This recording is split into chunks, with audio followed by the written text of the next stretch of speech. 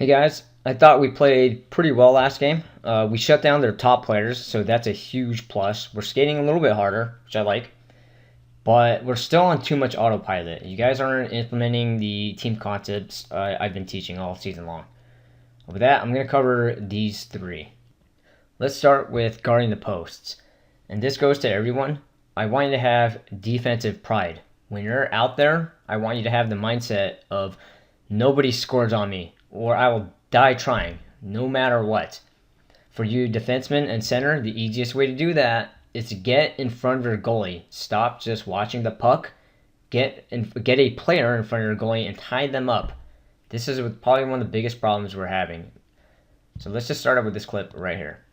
So we got the speed skater Alyssa back here. Right? And watch Preston's angling as she skates up. You know she's fast. Right? Turns forward and she just makes you look like a cone. So I want that to piss you off. I want that to be insulting when someone gets by you like that. All right? Have the mindset, hey, nobody beats me one-on-one. No one. All right? Defensive pride. Sometimes they're really good. I get it, so it's tough. So Sherry Jackson, great angling. Great angling, matching her speed. Now the thing I'm frustrated about here, though, is on these rushes, even though you're a wing Amelia, you got to get this player. Borba, you got to watch this player. You got to stay with them because she shoots it. That's one shot. And in a rebound, one. Two chances. Third shot. Fourth shot.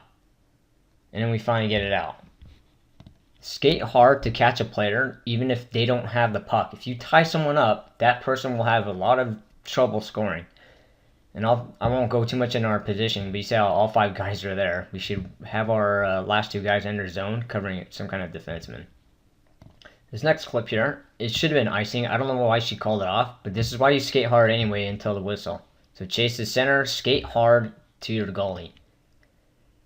So what happens here is they get the puck. So they're going to win the puck. We don't go to a breakout position. We go to our defensive position. When they have the puck, or it's 50-50 defensive positioning. Do not go to a breakout position. All right, we want to prevent the goal first. All right, so we see John go behind the net. Chase, you did a good job going in front of the net, but then you just skate it past a player. More importantly, you're watching players. And the wings are low again. All right, the wings shouldn't be below this dot in general. All right, so rebound chance. Big fat rebound chance. Another one. Next, puck gets in the corner, and we have two guys going after him. So Borba takes off to a breakout position. No, you stay in the middle of the net. Preston, I would say as a winger, you're supposed to get a defenseman, but it does make sense to go in the middle of the net because he abandoned his position. Just make sure you're communicating. But you'll see 88. Remember what I said about 88? All right, that's how he scores a lot of his goals. So tie him up. Tie him up. Don't just watch the puck. Tie a player up. Okay, and you see, sorry, I should go back a little bit. You see Mariella, breakout position. You're supposed to be in the middle of the ice guarding someone. Okay, we don't have control of the puck. You go there once we have full control of it. All right, watch all three players collapse on one player instead of guarding a player in front of the net. They get one good pass here. This one's a little bit different as it's more breakaway prevention, but remember to keep that guy in front of you. John, you should not ever get beat by him. You should be anticipating or not allowing him to get behind you no matter what. All right, Chase, skate hard to catch the second guy. It looks like you're skating pretty hard. All right, but here, catch the third guy now. Skate hard. Skate hard coming back to your defensive zone. Another one to do with breakaway prevention. Keep these players in front of you. Keep everyone in front of you, defensemen. Because this is the guy who gets the breakaway. And on a side note, let's not make changes while the puck's in our own zone in general, guys. We want to make changes when it's going the other way. Great save, Bruce. And here's the last clip. Watch Daniel. The intel on him is the same thing as 88. The guy scored a lot of his goals just by standing in front of the goalie. What a surprise. So John, hit the brakes. Someone's already there. Get in front of the net. Guard someone. Daniel's the one who scores. Great pass. That covers guarding the posts. Next, let's move on to defensemen in the ozone. And I know I've talked about this a lot. This is probably our primary weakness. But today, I'm just going to talk or emphasize sealing the boards. Seal the boards. So in this first clip here, puck's on that side. Cade should already be sealing the boards. What do you think the guy is going to do? Oh, what a surprise. Seal the board, please. Alright, keep in mind, defensemen, to hurry up and skate into the zone as long as you keep the opponents in front of you. So you three are taking your time, hurry up and get in there. And this is partly why, once they get it, where do you think he's going? It's pretty obvious to me. Yes, the board. See, there's no reason that puck should have gone out. Should have already been anticipating that. And the last example here, you see our D are back here, and Adam's skating up. So hurry up, skate hard, because you're going to see what happens. Chase is taking his sweet time. And they barely get that out. Shouldn't have been out. Luckily, they called icing when they shouldn't have. And if you're tired, that means you're supposed to get off then. Instead of, if you can't rush up to join that blue line, then get off the ice and change.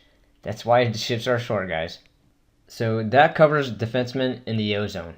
I want to re-emphasize seal the boards. Lastly, let's talk about breakouts.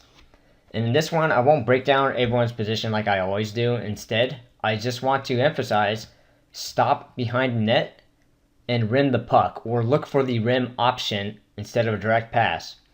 Or even worse, skating it up 200 feet. When you get the puck and go behind the net, look for the rim option right away. We'll start this clip with John retrieving a puck behind a net, and he makes a pretty smart play here. Gets it, feels pressure on the right side, so he goes the other way. Very nice. Now, if your teammates are ready for it, this is where you look up right away, and she's in the perfect spot. Just rim the puck. Patrick's on the other side. You also want to look on that side, but in this case, obviously, a forechecker is right there.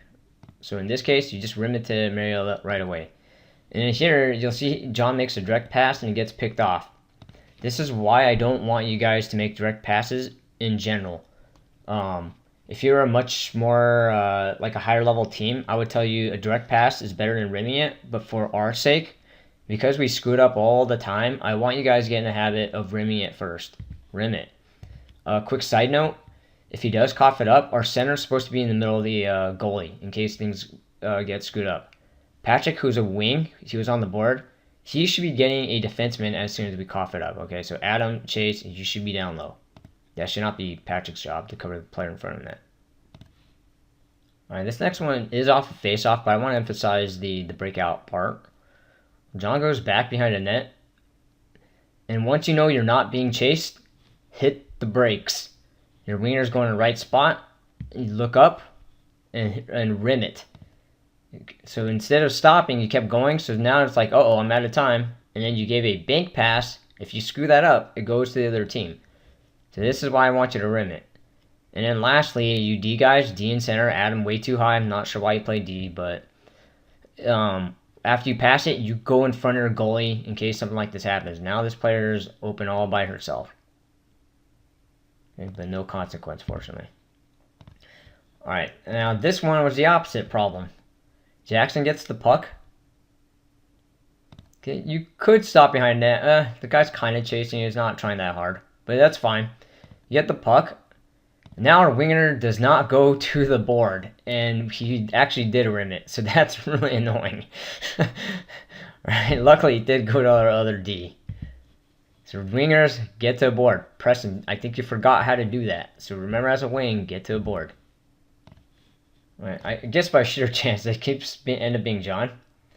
He gets the puck here. Once he gets it, Patrick, you need to space out. You need to go higher up the board. There's no sense in following him.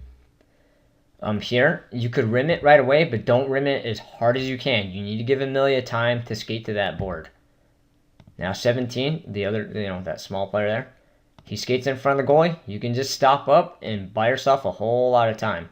I don't mind you passing it out right away, but you did the weird bank pass thing, and it tied her up. That's why I want you to rim it. Alright, this next one's a good job by Jackson. Retrieving a puck. Wingers get to the board. Even though John's center, he's got to fill in that position if no one's there. So good, Jackson gets it, rims it. Now the only thing I would say with this is this winger. This is why I don't want you guys too high. You have to understand the pressure next to you. especially rims that kind of soft. If you just wait for it, yeah, the guy's going to go and pick it off. So make sure you get in front of him. Alright, get body position on him. Alright, so in this last clip, the other team dumps it back to our own zone. And before I show you what happens, the one thing I want to emphasize, and I won't show everyone's position, maybe I'll put a note on it, but you centers, once you see that, you need to hurry up and get in front of your goalie. You shouldn't be way up here. You get in front of your goalie in case we mess up, and then I'll explain more why you're doing this. Jackson gets the puck, goes to the quiet zone, and stops up. Brilliant. It's that simple. So you see John's pretty high. This is what Chase does really well, and that you should be going right here. And the reason for that is because if he does pass the wing, you're ready to support the wing right away. You should be getting speed so they can hit you with a pass, and you're not standing still. If he passes in that direction, then you swing that way. All right, so something to keep in mind, centers. Just go in front of the goalie. And Jackson, good job stopping up. And let's see what happens here. So he chases you. Yep, you go the other way. Good. But you should think about rimming it now. They get a second guy. We outnumber them all of a sudden. Just rim it to Amelia. And you're open. All right, instead of skating 200 feet. That wraps up the breakout section and this video. Remember, guys, don't be on autopilot. Every single game, work on something. Work on even these little things. And this is why I put this here. The little things make the big things happen. You work on 100 different little things, you will be an elite hockey player. All right, I'll see you guys soon.